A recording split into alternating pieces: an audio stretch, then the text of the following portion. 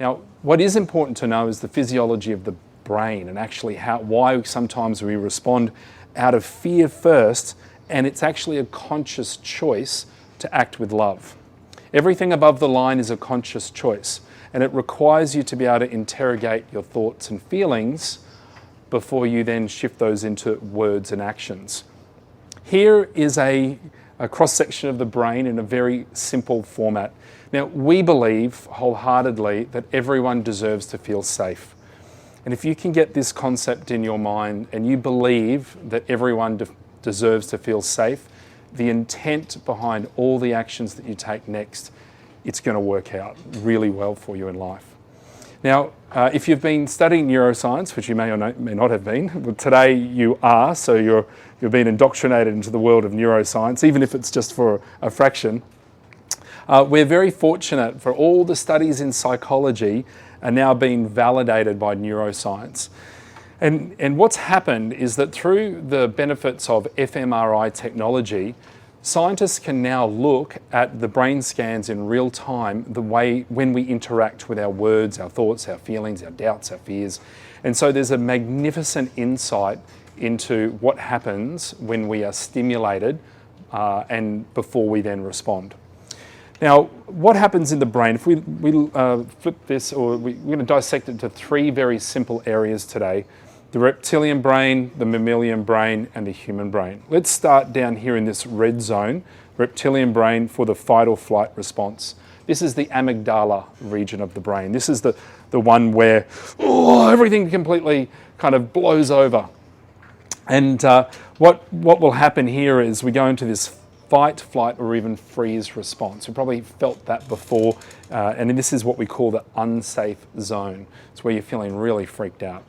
The next level here, which is this orange or yellow zone, is the mammalian brain. Now, this is responsible for all of our emotions: love, lust, desire, joy, happiness, doubt, fear, worry, concern, regret. All these different types of emotions we see in an area which we call safety risk.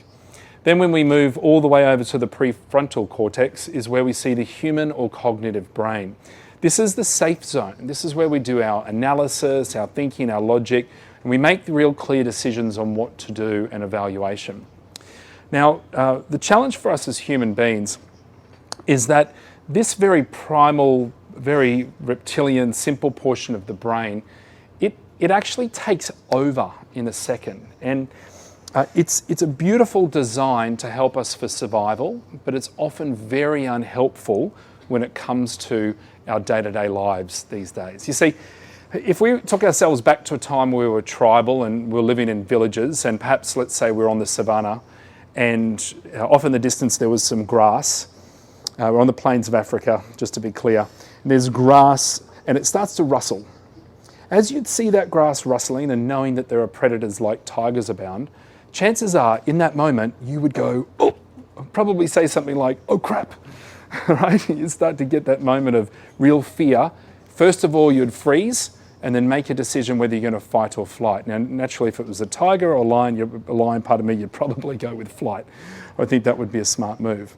Now, that was just the grass moving. It wasn't actually the lion that was there. It was just the grass moving. But our instinct that occurs with our amygdala is actually throws us into this fight or flight response. It's physiological. It takes over. What happens next is the human then feels an emotion, like fear as an example, or worry or concern. And then from there, we move forward through to making a really cool decision on what we want to do, especially after we recognize that there was nothing, in fact, to worry about.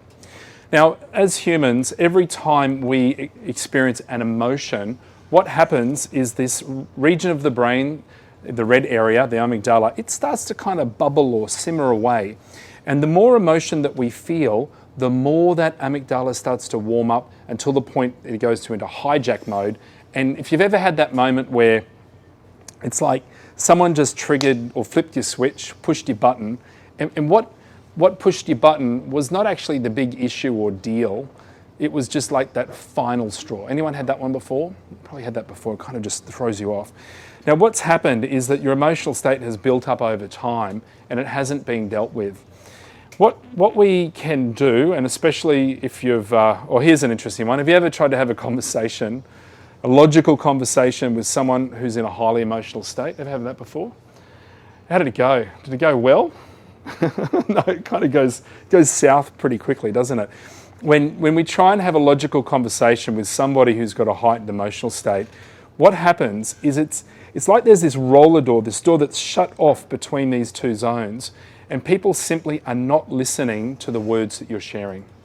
And the reason for that is that our brains, the area of logic and words that we're using here, analysis, is disconnected as such to that emotional part of the brain. And ladies, for those that are here or watching online, your brains actually form at around the age of 18 to 19. But for men, or boys, we come men a little later, we're about 24 to 26. So we're kind of behind the starting line when it comes to understanding emotions and language. So the green part of the brain doing language, this area doing emotions, and so we struggle as guys to articulate what our emotions are. Yet if you actually want to shift any sort of doubt, fear, worry or concern, the first thing that we need to do is acknowledge what the emotions are in words. But we're kind of disabled at this point in time because our brain doesn't form fully until much later in life, and we struggle to articulate just how we feel. Stephen Covey said, the fastest way to get through to a human being is to have their voice heard, for them to feel understood. And what he's saying there is that when we can acknowledge how someone feels, it helps them to feel understood, and it helps to process the understanding of the emotion, and in doing so, cools or calms down the brain so you can move forward to the logical green zone where you can start to take action. This is actually called listening with empathy, and it's about walking a mile in the person's shoes. It's about understanding their emotional situation versus agreeing to the emotional situation and getting down into sympathy, and where you start to feel compassion or sorrow for another, where we go down into this vortex of hardship. When it comes to whether it's a crisis or an opportunity, it's important that when we're speaking with others, loved ones, teammates, clients, it's about recognizing that whether someone is in a distressed state or a happy state, it's important to acknowledge exactly where they're at. And so that is empathy. And when we actually understand each other and we feel understood, we're actually able to move through to this cognitive zone where we can start to make the right decisions that are going to be the most impactful.